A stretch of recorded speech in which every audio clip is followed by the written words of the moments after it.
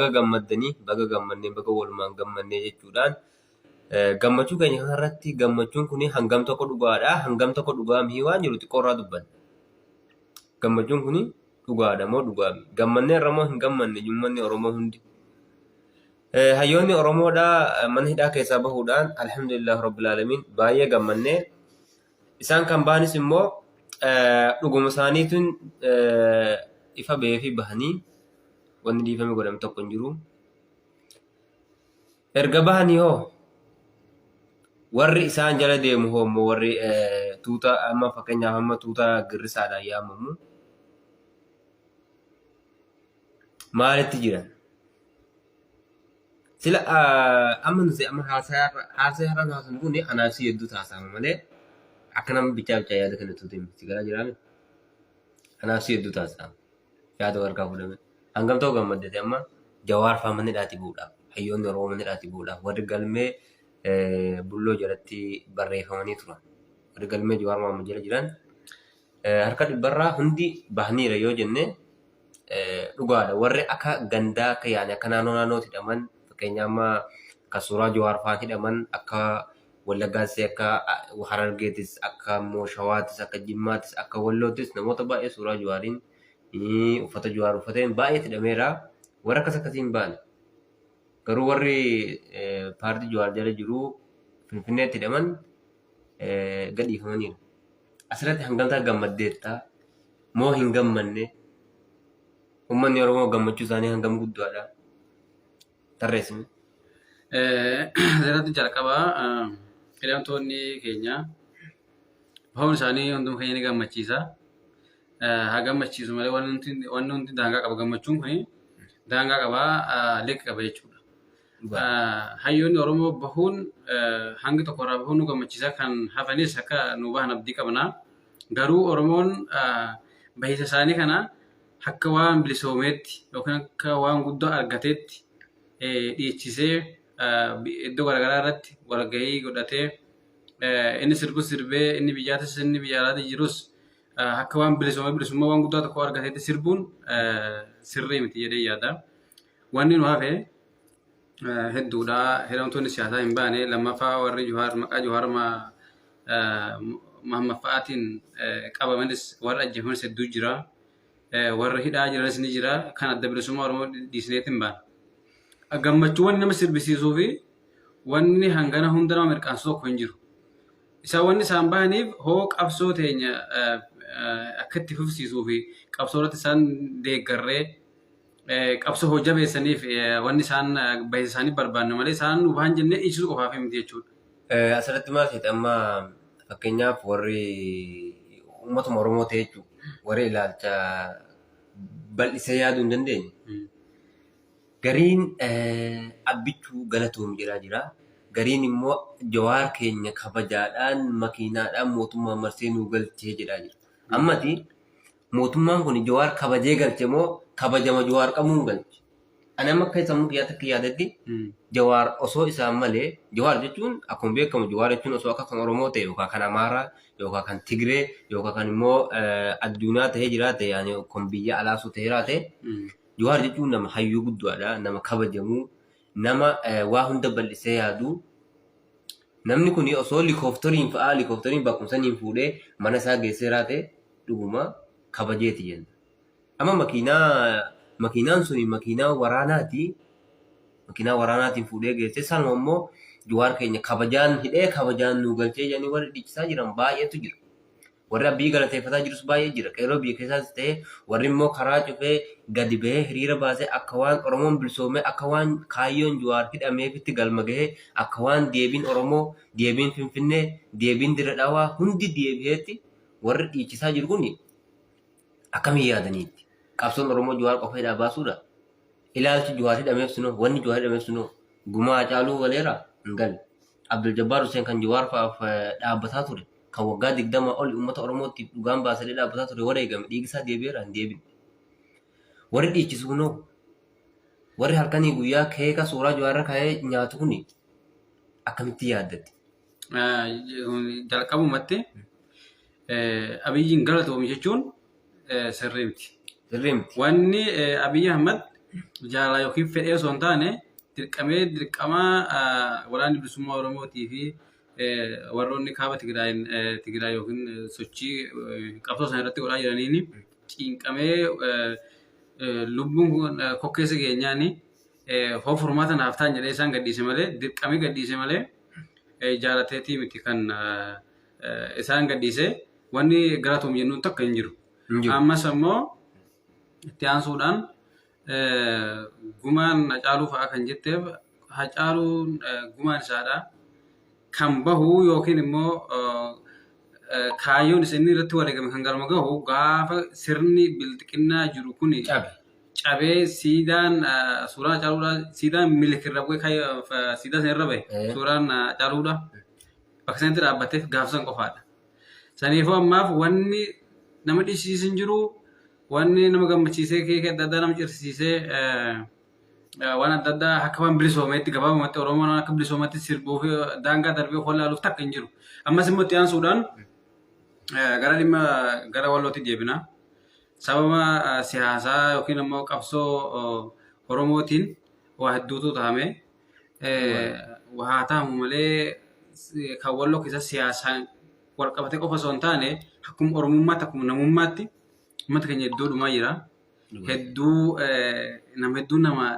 Nama dhibbaan lakkaa'amu namni rashaname hidhaa baafameeti. Nama meeqatu hidhamee hidhaa godina keenya keessatti hidhuu dhiisanii biyya biraa baasanii hidhaa jiranii. Hidhaa sana kan firri bakka isaan jiran beekanii hin laalle bakki itti rashanaman kan namni hin beekne hedduu jira.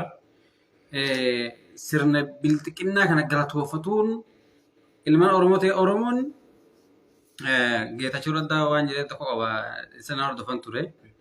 Abiyyi Ahmed waan tokko naan jedhee ture jedhe. Oromoo jechuun hayyoonni Oromoo akka mucaaleeti isa keessattuu na dhiba malee hayyoonni Oromoo akka mucaaleeti waan xixiqqoodhaan goyyomsamuu ni danda'amanii inni sossobanii akka ijoollee xixiqqoo balaa fuudhanii haqafatan gammadu san akkasatti ijoollee sanii jedha hayyoonni Oromoodha. Dhuguma Oromoo nama waan inni jedhe san waan Abiyyi Ahmed jedhe san mul'isuu jira jechuudha. Juhaar tokkichaa yookiin immoo hayyoota muraasa hayyoota siyaasa nama sadi baaseef dhiichisuun daangaa darbuun kun gonkumaa of wallaalummaa keenyaa fi bishina dhabuu keenya agarsiisa jechuudha. Qabsoon achi Juhaar Faannaan wanni gammachiisu bahanii qabsoo deemaa jiru. Qabsoo kana hojjabeessanii qabsoo kana kufaatii bilxiqinnaa yeroo umriitti gabaabsaniif malee wanni nu gammachiisu yookiin inni hidhaabee qofaaf miti jechuudha dhugaa dubbachuudhaaf. Asirratti ati heddumaa osuma yaada keenya bakkaan hin gahin heddumaa waa'ee walloo waa'ee biyya keenyaa fiddeetta. Waa'ee wallootti yoo as dhufne immoo uummanni walloodha. Waggaa erga Abiyyi Ahmed aangoo qabatees baay'ee rakkisamee baay'ee rakkatee Oromummaa isaa qofaaf osoo hin taane namummaa isaatii fi biyyattii isaa sana irratti baay'ee sirna Amaaraatiin jibbamee sirna Afaarii lolamee sirna Eeltiraatiin illee lolamee baay'ee rakkoo keessa jira jechuudha. Warra rashanamee kaayyoo Oromummaatiif wareegames Rabbiin kan jannataa godhu warra immoo hidhaa jirus Rabbiin nuuf haa baasachaa. Waa'een uummata walloodhaa ammaan duras baay'ee nu dhibeera. Rakkinni isaanii kun baay'ee garaa nu nyaateera. Wajjin rakkanneerra. Uummata keenya obboleen keenya baay'ee kan wajjin beeknu qaroo akkam kan biyya kanaa galan qabsoo Oromoo ta'e jedhumaniiranii kan xayyaaraan fixee kan immoo mana hidhaatii baasanii rashamanii akkuma beektu cafaa roobitii gadi garama jaarraa hundanee kanatti nama 30 ol warra rashaname kan reeffi isaanii hanga ammaa hin ka'in akkanuma dawwee immoo mana hidhaa booraa keessaa baasanii kaaripooti rashanamanis hanga nama tokko nama 15 tokko nama 7 akkasuma booraa wanni harawa keessatti nama baay'een dhiyengadduma lolli waliin banamee namni dhumeera. Wanni walloo kuni uummanni Oromoodhaa osoo xiqqoo takka hamilee qabaate yeroo ammaa kanatti waa'ee walloo osoo arguu Abiyyi Ahmediin galatoome jechuun as bahee akkasii caffaruu jechuun gammachuu Jawaar Beechoo akkas ibsatuun kun sirrii miti. Ilaalcha dadhabinaati. Uummanni Oromoo kan Abiyyi galateeffatuumi kan gammachuu Jawaar dhiichisu gaafa kaayyoon Jawaar hidhameef suni galma gahee gaafa hidhamtoonni Suudi Arabiyaa keessatti ilmaan Oromoo kumaatamaan dhumaa jiran beelhaa jiran keessa zubaalaa uffatanii dhama'aa jiran kana gaafa biyyatti galanii raawwatanii waraanni bilisummaa Oromoo mukaa galee yaanni isaan muka ta'aniif galma gaheef yoo gaafsan dhiichisame uumame akka yaada kiyyaatti adeemaa taasisan. Sirriidha akkuma tu jette uummati walloo akka wallootti deebine baada sirni Abiyyi Ahmad dhufee aangoo qabatee yookiin bushii isaa kun lafa qabatee wanni hin jiru biyyattii Itoophiyaa san keessatti adda durummaan akka Oromootti rakkoon nurra gahaa ture waan cimaadha. Barsa deena keessatti Amaaroonni yookiin immoo warri nafqinyoota lola yeroo meeqa uummata keenya irratti labsanii san uummata keenya wareegamuu guutuu kaffaluudhaan qe'een itti gubatuudhaan lubbuun namaa itti baduudhaan qabeenya itti baduun waa hedduu ta'uudhaan ofirraa deebisee of kabachiisee jira. Itti aansee ammas ammoo sababii lola kaabaa dhufe kanaan uummata keenya badii qabaatee osoo hin taane humna garasii dhufe kana humna mootummaa federaalaa baqataa jiru kana dura dhaabbannee hin lollu jechuuf qabeenya isaadhaa yookiin immoo qe'een isaadhaa akka hin gubanne qawwee isaa lafa kaayatee uummata kana ofirra dabarsuudhaaf qabeenya isaa badii oolchuudhaaf jecha uummata kun isaanitti hin dhukaafne saba isaanitti dhukaasuu dhabuutiin ammoo mootummaan federaalaa isaan guutumatti shanidha jechuun uummatuma nagaa kana ibidda samiitii fi lafaadhaan itti roobsaa ture. Balaa gurguddaa irraan gahee qabeenyaa fi namarraani. Itti aansuun ammoo gaafa isaan dubbatti dacha'an isin shanidha jechuudhaan uummata keenya nama afaan Oromoo dubbatu isin shanidha jechuudhaan nama meeqa karraa shanii rakkoo guddaa nama meeqa kan as jettee dhabamsiisa jechuudha hidhaa ofeeti. Nama meeqa kan rashane kan ajjeesee kan hidhee rakkoo guddaa nurraa gahe. Sirni kuni hanga baduutti galateeffatuun hafee sirna haala harkanii guyyaa yeroo ofii gubanii irratti qabsaa'anii kaayyoo fi akeeka bilisummaa Oromooti kaayyoo adda bilisummaa Oromooti waliin hidhatanii kuffisuun alatti wanni galateeffatanii fi takka wanni fayyadatu isaa wajjin marii ta'anillee hin jiru. Dhugaa dubbachuudhaaf. Marii kana kan barbaadan isaan lubbuu isaanii oolfatuuf malee takka Oromoof yookiin ammoo wanni fi addaniitii miti jechuudha. Asirratti akkan argatti miidiyaan Izeemaa fa'aan amma fakkeenyaaf fuulduratti marii biyyoolessaa jireedhaa jiru. Mariin biyyoolessaa kuni yoo inni jiraate qaamni sadaffaan keessa galee malee hin ta'u. Qaamni sadaffaa yoo kan keessa galu ta'e osoo qondaalonni bilisummaa Oromoodhaa hidhaa keessa jiru osoo uummanni maqaa taargaa shanee jedhamu irratti xafameedhaa gurramaa jiru ajajaan waraana bilisummaa Oromoo Jaalmarroon hin dhiyaate jettee yaaddaate moonii kana keessatti marii biyyoolessaa kana keessatti. Egaa kan marii biyyoolessaa kan jedhan kana mariin biyyoolessaadhaa hoo dhugaa ta'e hoo sirrii ta'e haala walqixxummaa fi amansiisaa ta'e kan uummata warra siyaasaa biyyisanii ilaalatu hunda waan hirmaachisu ta'e rakkoon qabu bakka bu'oota nama ergatan ta'a kan isaantu beeka warra qabsaa'atu beeka.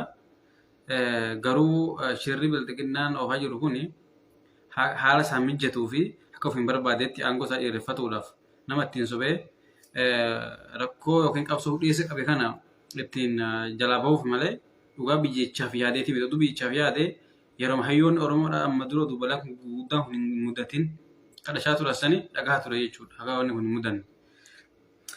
Ammas Giriisaas ta'ee warri nuti amma uummata Oromooti sagalee tokko kun TikTokis ta'ee Feesbuukas bakkuma adda addaatti warra sagalee taa'ee jirtan kun yeroon kuteera waan ta'eef kun yaada keenya gabaasaa deemna.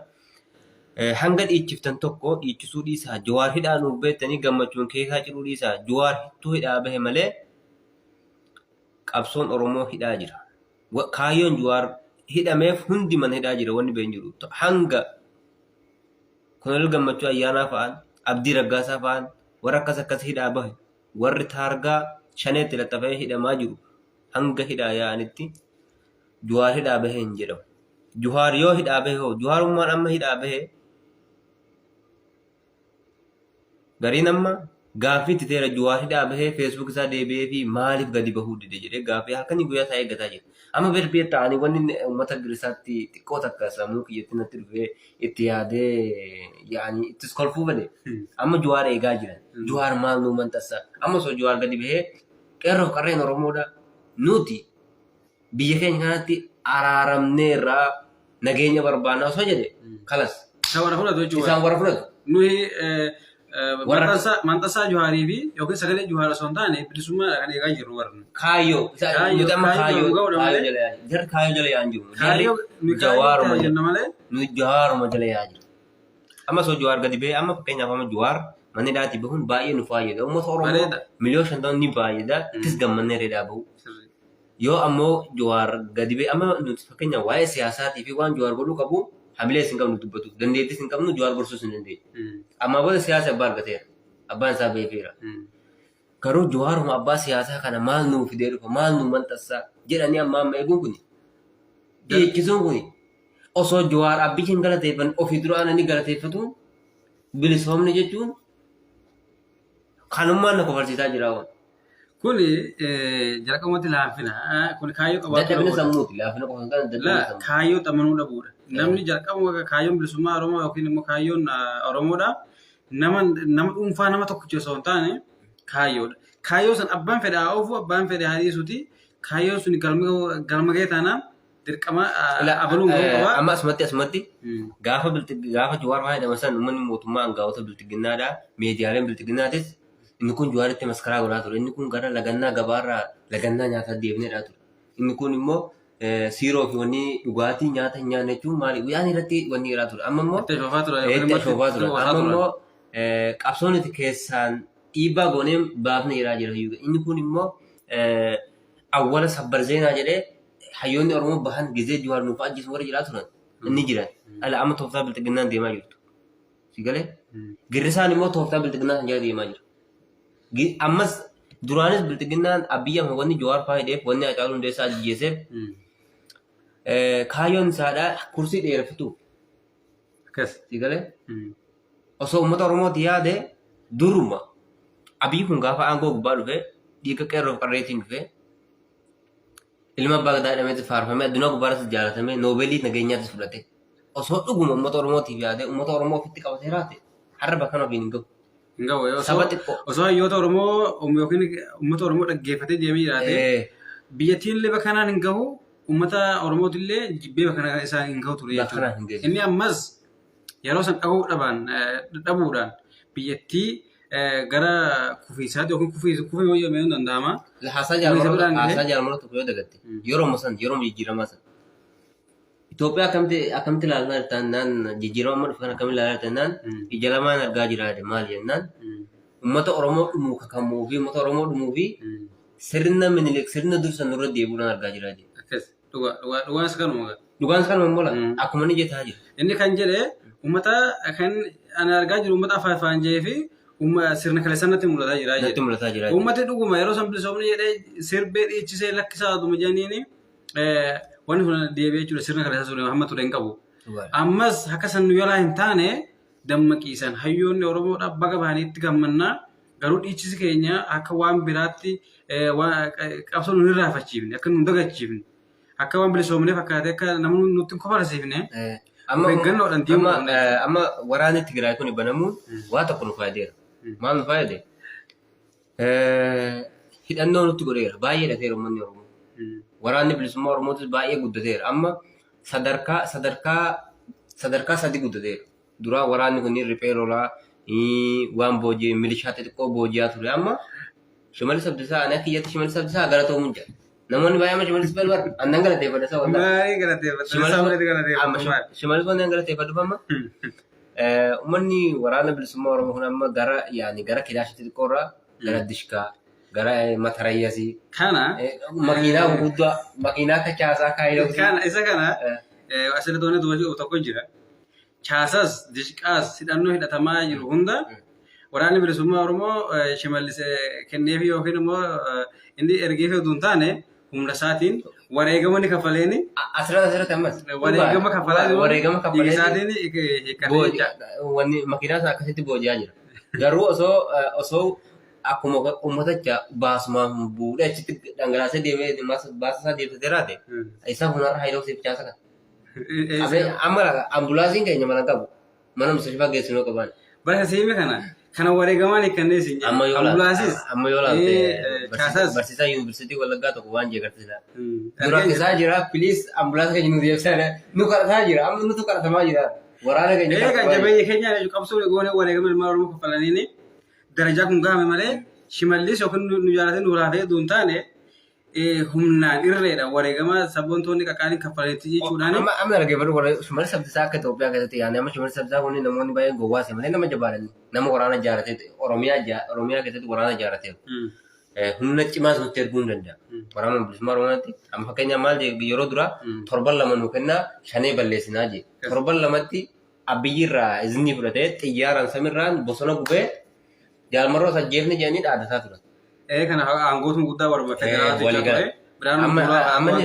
Amma inni chaasatti kan ergaa jiru milishaa nama afurii fi liyyuu haylii nama jahaa mootummaa federaalaa nama lama keessa kaa'u waan isaan hooganu. Tanuma nu erga. Tunjaati qawwee lama dhoottee chaasas kennitee ofiisaa kennitee. Jajjabee harka buuti sanii. Jajjabee harka buuti chaasas ni fudhannaa. Gariin immoo isaanuma sawwaaqa ta'a. Galma Oromootiin beekama. Galma Oromoo waan ta'aniif jajjabeenis yeroo qabee itti namatti amma dhangata gaafa jimmaa dhagaye.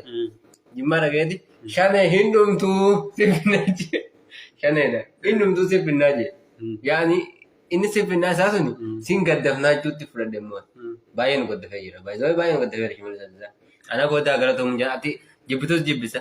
Ani isaa uummata Oromooti dhaalatu malee isaa uummata Oromoo irratti takka argeen beeku. Shimallisii fi beektaa taa'eetu hariiroo tokko atakaaroo keessa isheenii walitti bu'aa turanii. Isaanis walii uumateetu waan shakkannatti fakkaate. Wal dhabbiin guddaan argamee tureera. Argamee ture. Isaanis akka itti fudhatanii turan shimalli shanee hidhachiisuu jira yookiin immoo shaneedha matamti isaa jedhaniiti irra duulaa turan gareen hangaasaa fa'aati gareen taa'ee fa'aa. Taa'ee fa'aa. Garuu dubbichi akkasanii miti. Akkam seete garee shimallis fa'aa obbo Diyoo duriiti irreedhaan uleedhaan uummata Oromoo ajjeechaadhaan jiirsinee of jalatti bushinaa warra jechuusaa. Haa saniin immoo uummata Oromoodhaa ajjechaa fi suukanneessaa saniin jalaa baheeti shanummaa kana nu fudhatee haaluma jiru humna adda bilisummaa Oromootti godhaa jira jecha. Ajjechaa fi ulee kana dhiyeessuuf jecha. Ajjechaa fi ulee dhiyeessuuf. Warri inni immoo taa'ee fa'aatii fi immoo hangaasaa fa'aadhaa. Soomnee uummata keenya warra amma hangaasaa fi taa'ee fa'aan warra abbii jala deemu warra kaayyoo abiyyoo. Warra isaan kaayyoo abiyyoo fa'anii miti isaan uummata shawwanneeti uummata keenya afaan kennee achi qaamna qofaa miti.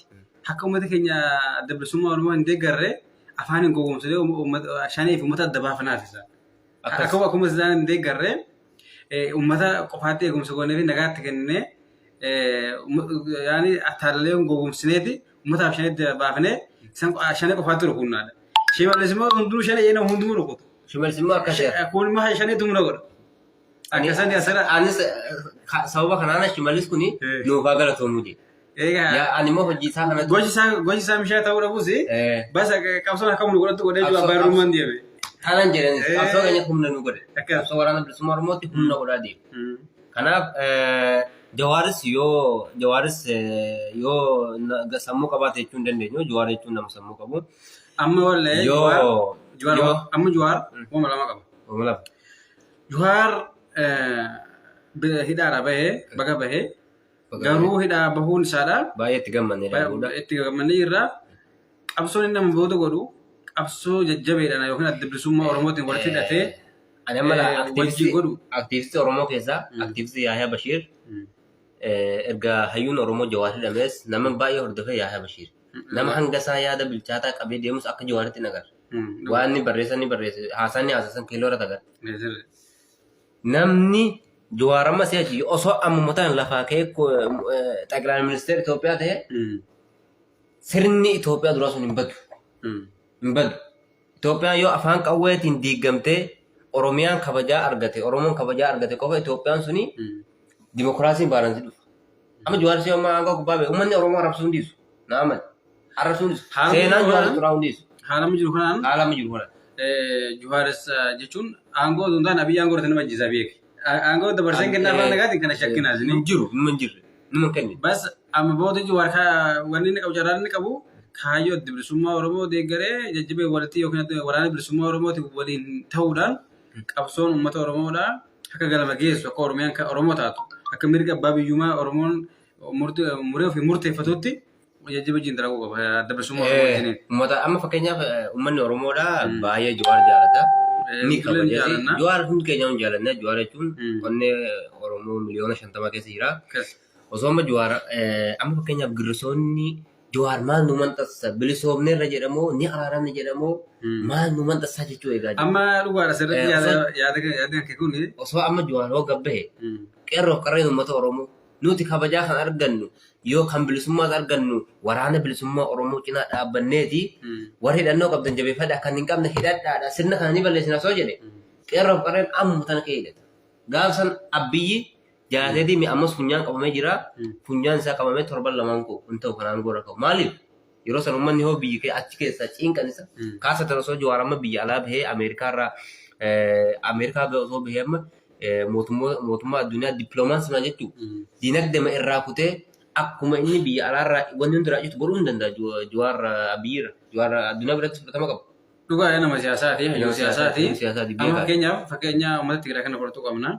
Isaan siyaasa isaaniitii fi warra waraanaa walitti hidhaniiti warra siyaasaa isaanii gama dippiloomaasiin warra biyya alaa wajjin dalagan jechuudha. Sagalee isaanii dhageessifatan irratti dalagan. Warri waraanaa immoo lafa uummata isaanii akka isaanii dammaqsanii tokkummaadhaan diina isaanii irratti bobba'anii roorroo ofirraa qolachaa turanii qolachaa illee jiran. Kan Oromootis an siyaasa qofa hin danda'a jedhee karaa siyaasaa sanii qofa deemu kan waraanaatis immoo waraanuma qofa jedhee waraanuma irratti ijjeefatee deemu osoo hin taane kan lamaan walitti hidhanii siyaasa waraana harka bitaatiif mirga godhanii waliin qabsaanii yeroo gabaabaa keessatti dhumaatii Oromiyaa walla dirooniin tumamu walloo diroonii fi rashanaa harkanii guyyaa irratti deemu kan gujii booran. Oromiyaa walii garaatti jechaa fi hidhaa deemu kana dhaabsuu qabanii yeroo hin danda'anisiin qabanis yeroo gabaabaatti sirni moofaan darbe kuni akka dafee uummata keenya irraa kufee uummata keenya guyyaatti bahu walii galanii irra darabuu qaban akka yaada keenyaatti. Waan isa ajaa'ibu ammas Oromoon beekta akkama caalee jira dhuguma ammas irra deebi'u masalatti jeenjaa dafeeti waan xiqqoodhaan gowwoomu. Ni gowwoomu. Ni gowwoomu amma deeggarda daraartutu lama maal jaaniin talaattiin takka haasotee turte yaada ishee dhuguma hanga tokko xiqqoo sirrima dhuguma warri jijjiirama kana fidan gariin dheessa jiranii yaada yeroo tokko haaftee turte ishiin sussurri gaafachuun ishiidha. Garuu immoo Oromoon Itoophiyaa guddittii ijaaruu keessatti gahee guddaa qabaa jettee dubbatte. Itoophiyaa guddittii ishiin jettuun isa kami kan dhibee Itoophiyaa guddittiin isaan baanan suni kan bara nugusoota Oromoon keessatti xiqqaate Oromoon keessatti salphatee yookiin immoo ajjeefamee roorrifamaa sadarkaa bilisa gaditti ilaalamaa ture san Itoophiyaa san baanti ishiin jechuudha. Amma asirratti seenaa akkuma beektu seenaa kanas baay'ee qorannee jira deemneerra. Itoophiyaan bara unkaaniyyuu bara ammaa kana bara nugusootaatu Oromoon keessatti kabajamee hin beeku. Bara nugusummaa wal bulchan bara Arsii Leenjisoo Diigaa bulchuu bara Bakar Waaree fa'aa argaa bulchan biyyi baruma nugusoonni Oromiyaan nugusoota wal bulchaa turte sanitti Oromiyaan sirna wal bulchite nugusoota kan jiru nugusoota isaan Haile Sillaasee irraa kaasee bara Minilik isaan malee Oromoon sirna gataa wal bulchite sirna nugusummaa tun taane sirna gataa kabajaa argatanii beekan. Gaafa Walloo keessatti maqaa amantiitiin namni kuma 20 wal dhuma jira. Gaafa uummanni wanni bara nurra raawwates barana deemu sana jechuudha. Wanni biraan jiru. Salma nurratti raawwate. Amma fakkeenyaaf Walloo keessatti kan mana gubuu eegale awwala Haile Sillaasee. Haile Sillaasee uummata Oromoo keessaa ari'ee mana gube. Mootummaan ammaa kun sanuma godha. Sana godha uummata Oromoo mana amma fakkeenyaaf Wasan Qorfaatti mana baay'ee gubanii asmoo deebinee jaarraattis yaanii mana gubuun wama duraan nutti. Godina keenya keessatti manni bakka ittiin gubatin hin jiru. Namni bakka itti raashanamentis hin jiru. Saniifoo daraartuu sana olii gadi oofanii gootittii teenya maatiitii teenya olii gadi oofaa ture. Waan xiqqoo sana jechuun gowwomanii ammas nu Oromoo sitaa waan kalee isaarraa hin baranne waan xiqqoodhaan gowwomnaadha. Yaada jedhu santu mataa keessa na dhufe jechuudha. San dhiifnee kaayyoo dhugaadhaa sana ejjennoo qabaatu qabna jechuudha. Ejjennoo hin sussoone ejjennoo tokkicha irratti jechinee ejjennoo qabsoo keenya fayyaduu fi qabsaa'ota keenya jabeessu irratti tokkummaadhaan wajjin jala hiriirree qabsoo keenya gara gahuu qabna jechuudha. Waan xiqqoo nu gowwoomsu hin jiru amma dhaabbatu qabu.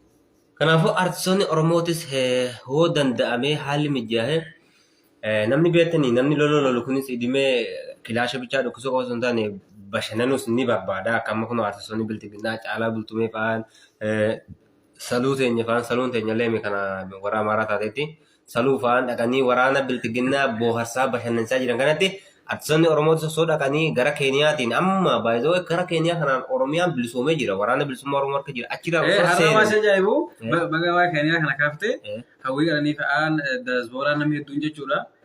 Biyya kanarraa dhufanii Ameerikaarraa dhufanii karaa sanii isheenanii waraana bilisummaa Oromoo wajjin jajjabeessuu irratti wajjin dhiyeessisaa bashannansiisaa jiranii hamilee itti godhaa jiran jechuudha. Ammas Oromoon keenya Jawaaridhaan hubee jedhanii qofaarra sirbuu osoo hin taane karaa waraana isaa hamilee itti godhu waraana isaatti jabeessu itti hidhachiisu irratti xiyyeeffatee halkan guyyaa dalaguu qabu. Ani sama kana yaadatu. Artistoonni amma fakkeenya artistoota Dubaay keessaa fuudhanii artistoota jajjaboo artistoota akka Faalmataa Kabbadaa fa'aa nama jabaadha nama abaawooti. Os dandeettii ni qaba moo achi sheenu maal dandeettii ni qaba. Osoo seenee waraana san keessa dhaqee waraana kana booharsee amma fakkeenya akka Jaafar Yesuuf fa'aa duraan caalaa bultoota ta'an bar dura akka turan turan. Maastar pilaanii waraana san keessa seenee booharsanii turan maastar pilaanii dura. Dhaqanii waraana kana jajjabeessanii booharsanii waliin caffaranii gara Keeniyaatiin gara biyya alaa jiramas biyya baqaa keessa deebi'uu hin danda'an. Artistoonni biyya Awurooppaa biyya jiranis waraana kana jajjabeeffatuun waraanni kun bashannanuun baay'ee barbaachisaadha jechuudha. Oromoo fi Oromiyaan abdiin ammaan booda qabu yoo jiraate Jawaar jala hiriiruu qofa osoo hin taane Jawaar qofa kursiirra baasuuf fiiguu osoo hin taane kaayyoo Jawaar qabsaa'aa jiru kana baratuu qaba. Jawaar amma maaliif qabsaa'aa jira? Kaayyoon Jawaar bara. Kaayyoon Jaarraa Abbaa Gadaa fa'aan Waaqoo guutuu fa'aan asirraan beekan. Karaa nagaatiin fidaa jira. Karaa nagaatiin fidaa jira. Inni karaa nagaa amma biyya isin keessatti hin dalagu. Hin dalagu. Karaa nagaatiin fi hidhannoo waliin amma abbootiin waraana bilisummaa Oromoodhaa akka Jaarraa Abbaa Gadaa waan jedhe seenaa isaa keessatti naftanyan demokrasi naman tu je afaan qawwee malee naftanyan demokrasi naman tu afaan qawwee malee je hayyoonni duraan dhaaba kana dhaabanii darbanis dur akka jarri kun demokrasi naman akka karaa nagaatiin amanne himanii darbaniidha. Kanaaf naftanyaan deddeebisna sinitimna afaan qawweetti malee demokrasiitti namantu. Demokrasi namantu. Oromoon kan bilisoomu Walloo irraa kan dirooniin dhaabbatu, Wallaggaa irraa kan dhaabbatu, amma fakkeenyaaf Gujii keessatti waggaa 3 deemna hanga ammaa shabakaan hin banamne akkam Walloo keessatti dheengadda baatii 2 shabakaan badeennaan rakkoo nuti waan nuti taane argaa jirtan. Uummanni Gujiidhaa immoo waggaa 3 jira. Rakkoon kun hundi kan nurraa deemuu danda'u karaa Jaarraa Abbaa Gadaa fa'aan deemaa turan san kaayyoo amma jaalmarroon irra jiru kana amma keenya jaalmarroon kun amma jaalmarrummaa nuti uummanni Oromoo jaalmarroo jiru kuni yoo dhufee abiyya amma kanatti araarame uummanni Oromoo jaalmarroo jala deemuu qabu. Kaayyoo san jala deemuu qabu. Kaayyoo uummata Oromoo nama tutuun taane kaayyoo tamanuu. Kaayyoo tamanuu. Abbaan fedhe haa ganuu, abbaan fedhe haa dhiisu, abbaan fedhe harkaa kennitu, abbaan fedhe kennitu haa dhiisu. Uummanni Oromoo kaayyoo irra ciichee kaayyoo barbaadu irratti wareegamaa as geessan harkatti qabatee oduu sharafni galmaan ga'uudha. Galmaan ga'uudha. Uummata Oromoo kan barbaadu. Itoophiyaan hayyoota Oromoo nyaachuus har'an barreenuma nyaatti lafi isheetti hin gabbatu.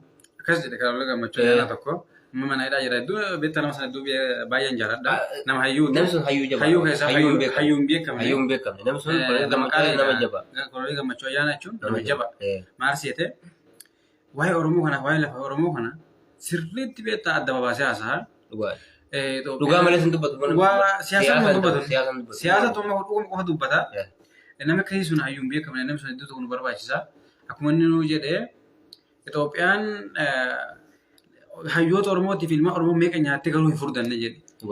Ammas itti deebisee Itoophiyaan wanni jedhe liqii fuutee biyya garaagaraa irraa guurte hanga fe'ee turtu hin deebifti jedhe. Garuu gumaa Oromoodhaan yookiin immoo gumaa qabsaa'ota Oromoo deebiftee hin dandeessu jedhe. Hin dandeessu akkamitti dandeessee hin dandeessu. Gumaa qabsaa'ota jaarraa tokko walakkaa dhiisi.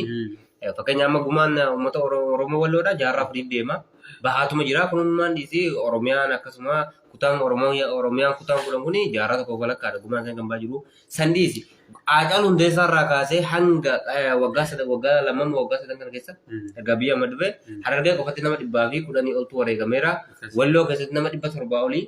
Nama 700 olii. Kana caaluun mala. Kana caaluun mala. Nama 500 birattu wareegame.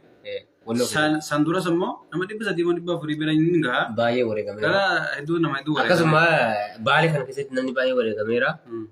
Shawaa kanattis namni baay'ee wareegameera. Erga Haacaaluu Hundeessaa du'es. Gummama uummata kanaa deebisee fixuu hin danda'u. Biltiginnaa wanni Itoophiyaan biltiginnaa kun taane Itoophiyaan hin danda'u. Lafni Itoophiyaan. Waa'ee Jawaar dhiisaatii inni nuu biyya kaa jedha Alii Usmaanii. Waa'ee Jawaar dhuguma akka inni beeku biyyannaa garuu yaaduu keenya haasa'uu jirra malee. Nuti baramma nuti amma akka mataa keenya bakka buunee haasa'aa jirra malee siyaasa keessas gallee osoo hin taane bas yaaduma nuti qabnuu fi wanni uummata Oromootti jiru kun yeroo ammaa kanatuun nu sheenuu dideeti nuti walitti haasa'aa isin dhaggeeffachuus barbaanne. Akkasii waa tokko deeggaruu qofa osoo hin taane mormuunis ooma jiru yaada ofii tokkoon mirga waan ta'eef nuyi sammanni Jawaar bahuu isaa malee Juwaar bahutti wallahi dhibbaan dhibbatti silaa walumaan jira. Abbaa Juwaar bahe walumaan jira. Baay'ee gammanne. Garuu amma Juwaar kisa nama leenca nama waa beeku nama jabaadhas. Nama hayyuudha. Hayyuu keessaa hayyuu biyyattii Itoophiyaa keessatti sadarkaa isaa nama gahuun jira. Sadarkaa isaa nama gahuun jira. Akkuma addunyaatti amma fakkeenyaaf amma Hacaaluu Hundeessaadhaan nama lubbuun jiru eenyu dinqisiifattannaan Mandeellaadhaa je. Nama lubbuun jiru Haji Damsaa Addootii je. Maaliif jennaan Haji Damsaa Addoodhaa xalayaa osoo qabee deemuuti gaafa qabame yeroo san Taaddasaa Faamanidhaa jiran osoo xalayaa Taaddasaa Faa bira geessu. Xalayaa san luukii 12 olinni xalayaa san hundi nyaatee garaatti liqimsee iccitii san dabarsee diinaan kennee ka garaanu baate garaanu deebite amma waa fetan godhaadhe achitti ajjeefame. Sababa kanaaf nama lubbuun darbe keessaa dinqisiifadhaa je. Beektaa iccitii jechuun qabsoo keessatti yookiin immoo iccitii saba tokko barbaachisaadha haalaan dhoksuun barbaachisaadha. Asirratti inni wareegama kaffaluu qabu sirriitti waan isarraa eegamu kaffalee iccitiin beekaanaan ammas immoo namni tokko dammaqiisaa fi iccitiin qabne tanaa qabsoon tokko galma yookiin immoo rakkoo fidaa jechaadha. Amma fakkeenyaaf dammaqiisaa hedduutu jira Oromoo keessa hanga amma Oromoon xiqqoo takka asiqeetii dammaqiisaa argate malee karaa miidiyaa garaagaraa kana hordofuun Oromoon xiqqoo nutti hafa dammaqiisi maal jette hoolaalte sirna BP kana keessatti Oromumatu wal basaasa. Wal basaasaa jira. Wal basaaseeti diinaaf wal sirna BPDs. Sirna BPDs. Oromummaan keenya Oromummaa walloo kunuu mootummaa walloo kunuu kan amma kana wal facciisaa jiru tokkoome wal basaasaniiti malee. Gami tokko PP yookiin biltiqinaa jala goruudhaan gami tokko immoo asiin mormitoota ta'uudhaan rakkoo walitti fidanii kun immoo wal diineffatuun qabnu siyaasaan keenya garaagaraa haa ta'u malee Oromoo wal kennuu qabu. Uummataatti dabarsanii diinaaf wallaatu hin qabnu booda amma keessaa nuti fa'aan diina keessa jirra. Gaafa oliin duratti duulan ati biltiqinnaa ati shaneedhaa wanni jamee dabaafamu jiru ati Oromoo taanaan bakkuma takkatti loolamte. Gaafa firaa loolus immoo bakkuma takkatti firaa loolu. Warri immoo gadiinoon duratti duulan sakkuma kan. Saniifuu hammana hunda karaa walitti jabaatuu fi yookiin immoo diina dabarsanii wal kennuun kun nurra dhaabbatuu qabu. Wanni kun dammaquu qabna sirratti. Keessaafuu gama keenya kanaan hanqina hedduu jira. Gama keenyaaf Wallaggaan akkasuma. Ammoo fakkeenyaaf Wallaggaa keessa bakka tokko akkan dubbaddetti yaani yeroo achi keessaa qabutti wal kennuu kana jira jedhan baay'inaan. Wal kennuu kana. Dabarsanii wal kennuu kana jira Wallaggaa keessatti. Warummaa madda baaba qabuwaa shaneedhaa nyaata geessa fa'aa jedhanii. Baay'ee shanee nama waan nyaatatti fudhatu makiinaa baay'ee qaba. Ofii fudhatu. Amma dhuguma chaasalee darzanii argatanii jira. Bifa adda addaa ta'e. Hayyamanii hin qabne Iraan irraa guuratanii jiranii.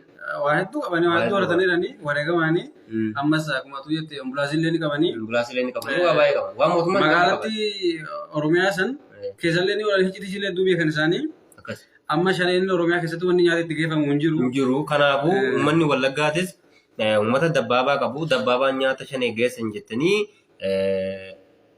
yaada wanni irratti kennuu dhiisaa jechuudha.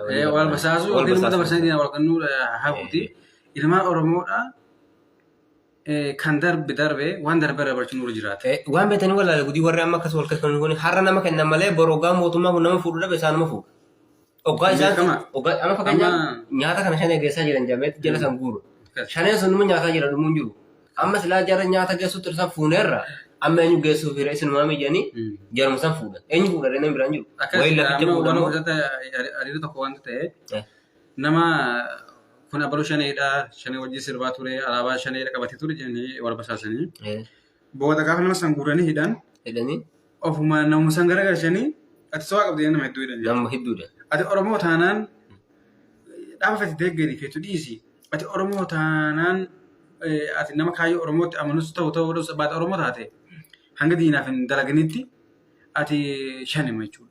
Diina gaafa daladde hanga diina san fayyaddutti si fe'atanii booda akkana akkuma warra godina keenyaa godhan kana isaan gaafa duraa ergatanii keessanillee nutti barreessaa turanii akkuma turanii misenjera keessa argaa turte qaamni immoo hidhataa ture hatta gaafa kilaashii fa'aa suuraa kaasee nuti erguu qabaa akkuma barsiisanii. Akkasii dhaadannoo iddoo doorsa adda addaadhaa geessaa turanii aanguma tanaaf jecha aanguma yeroo gabaabduutti ganaa irraa deemu sanaaf jecha diinni Habashaa Oromoon cabsa malee ofii takka diina keenya cabsee hin danda'u bara.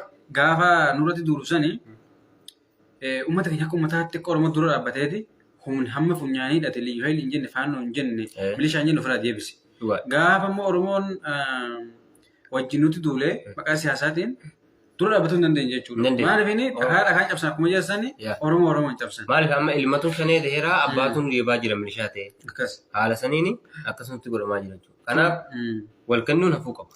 Wal kennuun hafuu qaba dammaquu qabna asirratti. Amma deengada Harargee keessatti Harargee gama tokkoon gammachuu ju'aa dhiichisaa ture gama tokkoon immoo dhukaas irra banamee faca'aa ture. Dhiichisuun san dogongoraa akka jettee ana wanni argame hin jiru waan ta'eef bar Juhaar jechuun hayyuma keenya gizenuu haasahaa yookiin immoo quuqama Oromoo qabsaa ture tokko gara gashanii hidhaa keessaa nu baasanii yaani wama kan kee kennanii wama tokko sirraa fuudhanii si kennu jechuudha. Waan si gammachiisu hin qabu. Kabajaan Juhaariif nu godhan sin jiru. Juhaar kabajamasaa malu argate. Kabajaan Juhaariif godhan. Kabajaan isaa argame hin jiru. Hidhaa badii malee hidhanii. Namoota tokko suuraa Iskindar Naggaati wajjin kaayeeti. Juhaar keenya kabajaan nu galchee Iskindar Naggaa feessaa qabatee galee. Amma Iskindar Naggaa jechuun nama akka pirezidaantii Maamee gurbaa Kaayiroo galisan nama akkasiiti. Nama akkasii baadaraa jee Finfinnee kee deemee uummata batabbatu. Warra duriyyee mana kana jala mul'ina manni kun keenyaa jee uummata walii gadi qabaa ture. Juhaar jechuun immoo nama hayyuu tokko nama barumsa jala guddatee. Ana waan ajaa'ibu tokko Juhaarii fi sadarkaa Juhaar gadi buusanii Iskindar Naggaa xiqqeessu tanan arsee dhabu. Waan nuti amana hedduutu suuraa feessaalii inni qabatee deemuu fi makiinaa Juhaar keessa baasan wal bukkee jedhaniiti wal madaalchisaa ture. Kun dogongora. Juhaar jechuun carraa godhee malee dhaasa isheen malee nama gurbaasa dhamaama biyyatti bushuu jiru biyya bushee jedhamee taa'u jiru nama isa caalawi. Abbiyyummaan kun bara masoosaa mijjate.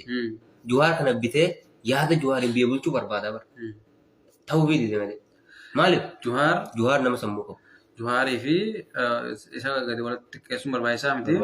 Lammaffaa Juhaara kan makiinaa sana hin gashenni deebi'aa Juhaarii fi yaadeen sitti fakkaate. Ofumaa yaadateeti. San Juhaararra horakkoon gahee anatti itti gaafatama maqaa yaada jedhuun. Gadi baasee ajjeesanaan jedhama. Inni illee nama rakkash akkasii wayii waan hin taaneef waan nama duusa barbaada rakkoo irraan ga'uuf waan ta'eef maqaa isaatiif sodaa isaatiif jecha mana gahee malee. Ammoo qeerroon nama Oromoo biyya keessa jiru kuni gaafa Juhaaridhaa jiru nama takka waa'ee Juhaar yaani waa'ee Juhaar kan dubbatanii hin beekne gaafa Juhaaridhaa beekasii dhiichisuun suni amma uummanni kuni dhuguma gammachuu Juhaar moo akkuma dur dibbeetuma san dibbeetumuuf moo kunimmaa hundaan galle gaafa Juhaaridhaa jiru gaafa bilxiginaa hiriira baateen immoo bahaa ture. Bilxiginaa hiriira bahaa turanii. Amma fakkeenya Arsii keessatti miliyoona lamaatu ba'e hiriira gaaf tokko. Gaafa Juhaar. Baala keessatti shamarran miliyoona tokko bira ba'e. Gaafa Juhaar ba'es dhiisaa turan. Uummata gaa'ee uummata jechuun uummati immoo hin qeeqamu uummati jechuun uummati hin qeeqamu lammaffaa uummati immoo akka uummataatti innillee gomata. Amma asirratti amma ustaazota si fudhanne amma ustaazota akka ustaaz Kamaal Galchuu fa'aan gaafa duraa gaafa hayyoonni Oromoodhaan midhaan hin nyaannu lagannaa nyaataa godhatan dhanne afaan beeknu itti himnee yoo nyaata yoo nyaatu dha barrakkoo isaa lagamu maalii jedhee wanta seetu afaan beeknu itti himne jedhe. Amma immoo hayyoonni Oromoo bahanii jennaan of jaalachiisuudhaaf baga baasanii jecha. Amma eenyu gurgurtaa. Kaamil Shamsuu fa'aan agaratoome warri inni dhaqee nyaadha jedheeni sun galata qaban. Waasa ajaa'ibu Ahmadiin Jabal amma kan isaan dubbatee takkaa kan Jawaari fa'aa dubbatee hin beekne kan Abiyyumaa dubbataa ture. Dheengadda gaafa gadi bahan namni isa duruma tasan jiru. Iskindar Naggaa Jawaar bira kaa'ee obboleeyyan keenya Iskindar Naggaa fa'aa hundi baga bahanii jedhe. Akkas isaan wal biratti kaa'uudhaan. Takkaa rakkoo uummata walaa dubbatee hin beeku takkaa rakkoo uummata walaa dubbatee hin beeku. Akkas wanni sun amma dhugaa dubbachuudhaaf Ahmadiin Jabal gaafidhaa jiru sani wanni ajaa'ibu tokko wanni hin daganne Hamzaa Booranaa Jawaar Muhammad dabalatee nama halkanii guyyaa Ahmadiin Jabal fa'aaf hidhamtoota musliimaa san hundaaf iyyaa turanidha. Dhugaa rabbi sunaa baanii jedhanii garuu Ahmadiin Jabal nama akka Jawaar fa'aadha Hamzaa Booranaa fa'aa raadiyoo madda nageenyaa irratti halkanii guyyaa dhimma isaanii gabaasaa ture uummata biraan gahaa ture san itti callisuun hayyuu yookiin immoo hayyuu islaamaa hangana beekamaa ta'ee ani iddoo kiyyattee fudhataman qabu yookiin akka keetti akka nama kiyyattes amma namni islaama tokko akka amantii islaama fudhannes rabbiin waan dogongora agartan tokko yoo kaahu yoo dandeessan harkaan dhahaatii irraa deebisaa jiru yoo dadhabdan afaan intimaa jiru yoo dadhabdan jibbaa biraa deemaa jira hadiisa irratti. Sigalame marraa munkaran falyughayyir biyadihi oo fa bilisaanihi oo fa biqalbihi jedhanii hadiisa irratti akkuma sana jechuudha. Amma namni kun nama qaree nama waa beeku hayyuu islaamaa tokko ta'e bakka rakkoon jiru takkaa dubbatee hin beeku bakka miidhamni uummata Oromoo jiru takkaa dubbatee hin beeku hayyoota Oromooti takkaa dubbatee hin beeku har'a gaafa isaan gabbaan Iskindar Naggaa Jawaariin wal bira fidee wal qixxeessee obboleen keenya baga nuu baasanii jechuun kuni awwalwaalummaa jedhama. Awwalummaa qofaan sun taane yaada saadha sangaa isa biyya sodaa tahii hanga sodaa qabaatuun qabu islaamni waa sodaatu. Akkas ture amma fakkeenyaaf kan saadhaa kun dhimma saadhaa. Amma laa inni bareedaan duu itti fardamee ture bara. Baay'ee kan nama jeesu rabbii tokkicha qabu. Duu itti fardamee qabsoo Jawaarii fi qabsoo qeerroo qarree Oromoon godhaniin duu sun irraa du'a san osoo guyyaan isaan ga'e manidhaa sanii ba'e oolee jechuudha. Har'ammoo uummata kana takkaa sagaleen ta'e hin beekne gadi bahee osoo ammoo barruusaa san keessatti isaan hafanis obboleen keenya fakkeenyaaf warri qondaalota bilisummaa Oromoo akka wanni eenyu Abdii Raggaasaa, Gammachuu Ayyaanaa hundinuu Jaal Daawud Ibsaa warra akkas akkasiisan osoo isaanis nuu hiikaa jedhee jalatti maxxansee laate amma fakkeenyaaf miidiyaa OMN yoo fudhanne gammachuu hayyoota Oromoo isaan bahanitti baay'ee gammadanii nu maxxansan nu gabaasan ka hidhamanis immoo gaddaan nuuf ibsan. Sagalee ta'uu hin daganne. Miidiyaa haqaachuun akkas. Warra hayyoota islaamaa keessa laminaan dungara ta'e fannoo biiraan dabare tokko Raayyaa Abbaa Mancaati. Raayyaa Abbaa Mancaa jechuun bara. Raayyaa Abbaa Mancaa. Xiinxalaa siyaasaa guddaa hayyoota waan ta'e waan hubatu qabu tokko Raayyaa jechuun adda bilisummaa Oromoo jala guddate. Nama adda bilisummaa Oromoo guddise. Adda bilisummaa hoogganaa ture. Adda bilisummaa Oromoo waan hin jaallu beektaa. Dhuguma gantuun tokko warri keessa tura warri garaaf ganu nama ilma jira bakka hunda jechuumaaf malee namni inni guddisee fi namni kaayyoo isaa takka sirriitti cuubamee bahee Oromootti garaa hin jabaatu. Kaayyoo Oromoo irraas hanga danda'e hota dhabeettuma dhiisa malee gufuu qabsoo bilisummaa Oromootti hin ta'u sabboonummaallee uumama Oromoo sirriitti warra laphee irraa qabudha jechuudha. Warri Raayyaa Abbaa Mancaa uummata hawaasa miidhame halkanii guyyaa dhaabbatee gargaaraa ture. Ammas ammoo bakka hin dandeenyetti bakka rakkoo raangoo irratti calmu jedha malee nama gufuu ta'ee qalbii namas hin cabsu hedduu sabboonaa hedduu Oromaayiidha nama jaalalu nama kabaju nama akkasii nu barbaachisa jechuudha. Nama akkasii nu barbaachisa. Baay'ee isa jaalannaa baay'ee isa kabajnaa akkasuma Naasir Hamzaadhaa haa galatoomu. Jara kun lamaan baay'ee isaan galateeffannaa. Naasir Hamzaatti akka galatomu bakka tasuma dubbii walitti mammakee ajandaa uumuutis. Uumuutis haa ta'uti. Hanqina isaatis. Hanqina isoo qabu. Galata sinuma qaba. Nuti immoo galata isaa sanaa sun hanqina isaa sanaa sun waan ta'eef. Innis nuuf haa maal wal bira waan kaasuun nu barbaachisama. Asuma immoo gaas deebine fakkeenyaaf amma warroonni waa'ee bilisummaa Oromoo warra ganan sogaa dubbanne fakkeenyaaf ni jira amma Kamaal Galchuudha.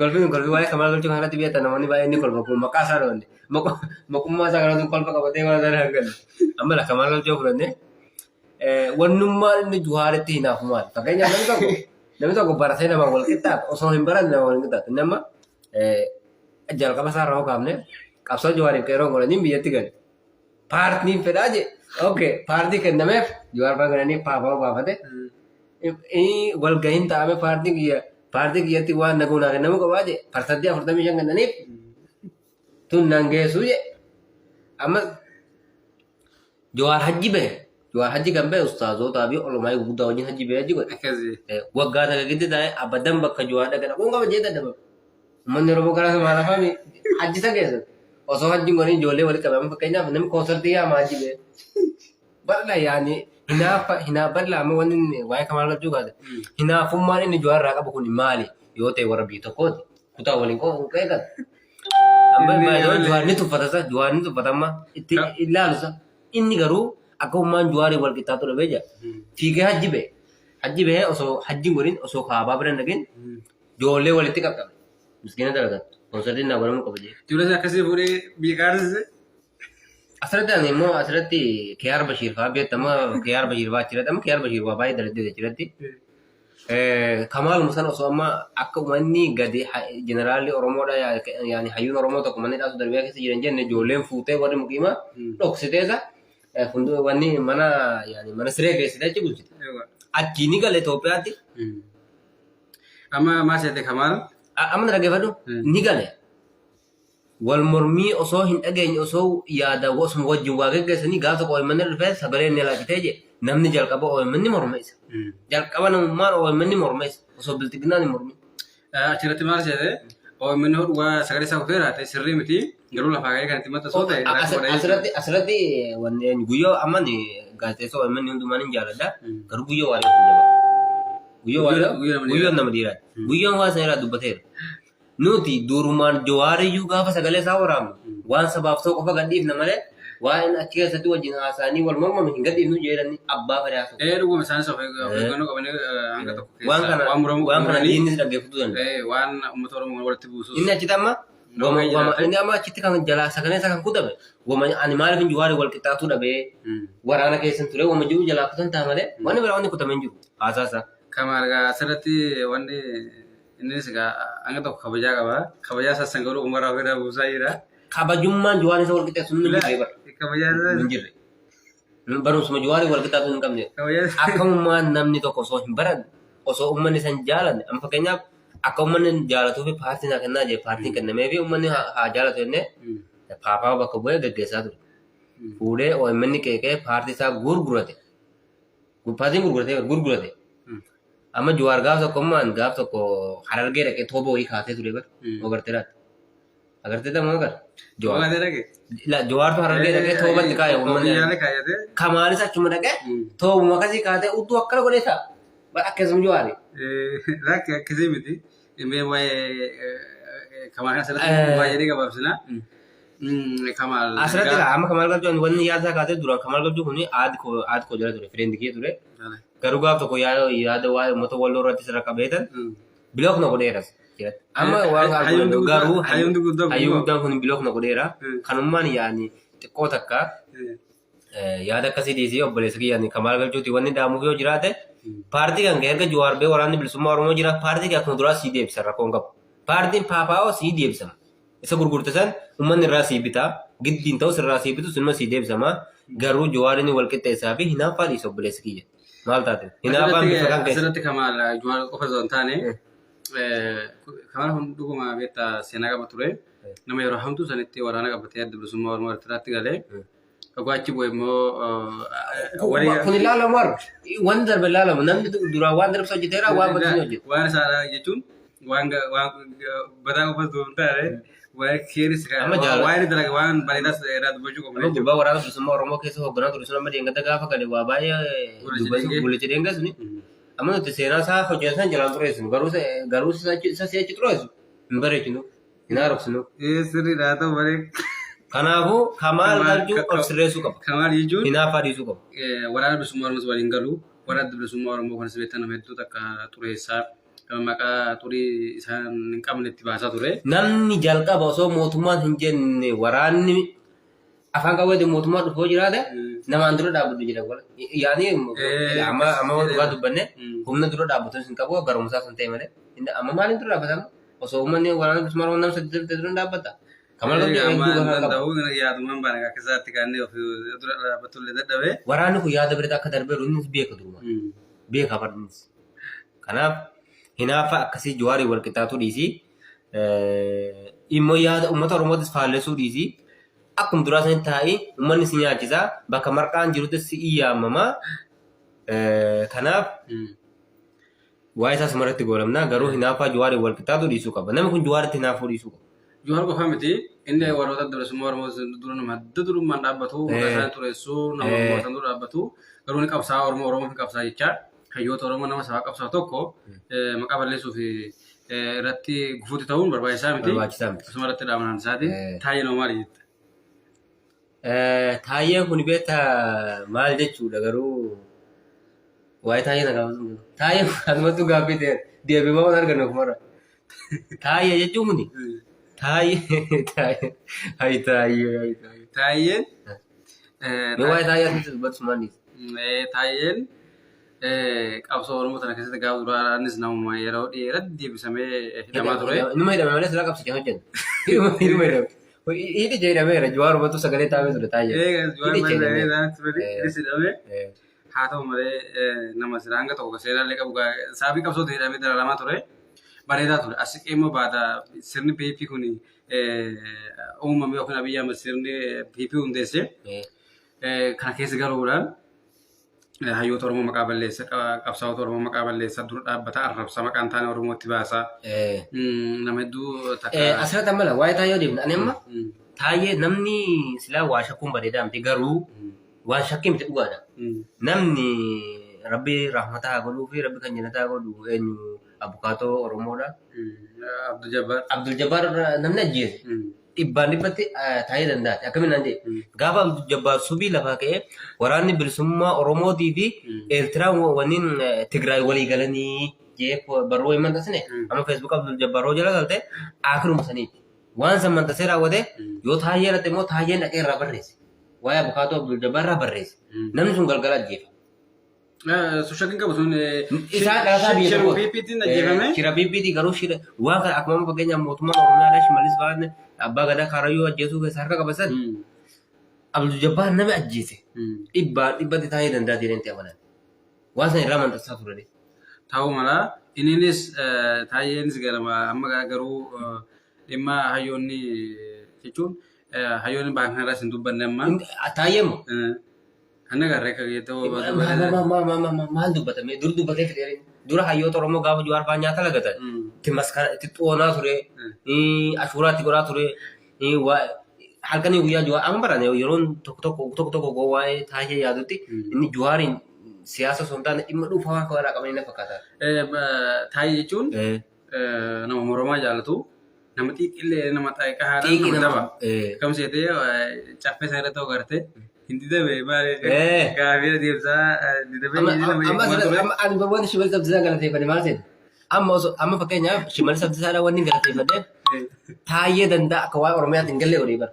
Taayyee jettamoo warra isa jala deemu jettamoo eessa godhe Oromiyaa keessaa baase caffee keessaa baaseeti federaala galche. Amma waa'ee Oromiyaadhaa itti hin galchu. Taayyeen waa'ee Oromiyaa maxxansu bara. Hin danda'ure federaala keessa beera Oromiyaa keessa beera. Gabaabumatti Shimallis irratti dalagee wanni si jechuu barbaade kanaaf. Sawal labdee isaanii gara rabbii wal takaasu jenna. Amma dargaggeeffatu wanni Taayyeen eegata akkasitti Shimallis irratti wanni akka Shimallis jibbamu godhee akka Shimallis isaan godhaa koo barbaadaa ture hangaa isaa wajjin irratti hojjetaa ture. Taayyee danda'a kuni gaafa dura Oromiyaa keessa jiru nama guyyaa lama sadiitti miliyoona afurtaa ture. Amma garuu federaala keessatti federaala kan hoogganu uummata Amaaraati. Raatiba isaa malee waan akka argatuu hin danda'u. Oromiyaa osoo caffee jiraate immoo Shimallis ba'aa jiru hanga fedhaa hatanii amma kun hin jirtee Adaanach Abbebeedha caffee keessatti. Waraana Itoophiyaatiif jettee raayyaa Itoophiyaa ta'ee miliyoona 40 miliyoona 20 kennaa jira durtee guyyuudha. Eessaa buute? Qabeenya uummata Oromoo Oromiyaa kana. Qabeenya uummata Oromooti. Amma asirratti bakka waan kana kaaftee Oromoo irraa kan sammuu qabeenyi Oromoo irraa guuraniiti gara gashanii meeshaa waraanaa meeshaa garaagaraa bitanii Oromoon ajjeesan. Oromoon ajjeesan. Kuni kan godhe kan sadarkaa diinni qabeenya keenya gara ishee nu ajjeesu yookiin ammas immoo saba keenya fuudhee saba keenyaan nu dhahuu bira nu gahe dammaqinsi keenyaaf hanga ammaadhaa rafiisi keenya dadhabbiin keenya agarsiisa jechuudha dadhabbiin Oromooti kun. Amma asirratti ammas gaazexeessa OMN duraanii eenyu maqaan isaa Dammaqaa immoo eenyu maqaan isaa? Dammaqaa Nagaasaa sun amma boodallee gadi dhangalaasaa baasanii jiraniifi. Dammaqaa Dhangalaasaa amma dura waan baay'ee dhangalaasaa ture amma gaafa Jawaar fa'aa dhaabee biyya lama qabaatuun baay'ee gaariidha jee shanna biyya isaa lamanitti biyya isaa lamanii amma biyya keessaa beekuu erga Jawaar. Dammaqaa Nagaasaa amma balli biittee amma biyya kee jira. Amma baqatee harka leessa amma biyya alaa jira. Dammaqaa Nagaasaa amma barreeffama wayii barreesseeti. Duraan gaafa mootummaan keenya biyya alaa wanni mootummaan keenya TPLF wayyaanee lolu deeggarree amma immoo foora fudhannaa biyya lama qabaachuun bareedaadha jeebe. Haasan jira jechuudha. Kanaaf warri duraan Saaliyaa Saamit ta'ee ani immoo biyya wanni tokko wanni garaana nyaate artistoota Oromoo amma ganamanii seenaa ofii xureessan keessa namni akka Saaliyaa Saamiin jiru. Saaliyaa Saamiituun duraan beekamtiin qabdu. Saaliyaa osoo hin taane akka jaalala bultumeedha. Gaaza qabsoo Oromoodha ta'ee bara 2014 waa'ee qabsoo amma isaanitti deemna. Waa'ee amma Saaliyaan kuni Saaliyaan duraan beekamtiin qabdu baalageedha. Qinifannaa maleedha. Dhiyeengada dhuftee erga Jawaar fa'aan galanii as seenaa ishee xiqqoo takka bareeffatte sababa uummata Wallooti. Basiin sirba Wallooti beekamtee irratti sirba Wallootiin dirama sirba ishee goglii yuutuubii isheen ilaalte hin jiru waa'ee malee hin jiru. Ishiin dhugaadha. Gara caalaa garuu Walloo kanaaf gara sirba Wallootiin beekamtii yookiin fudhatama argattee garuu gargaarsitee sirna Oromoo miidhuu fi Oromoo irratti badii dalagoo wajjin dhaabbachuun ishee hedduu nama gaddisiisa. Suni seenaa ishiidha gaa Seenaa hojjaa ani turessite. intala turessite. Caalaa bultumaa illee akkuma sanii. Amma kan isaanii bira dabarreen gooramna.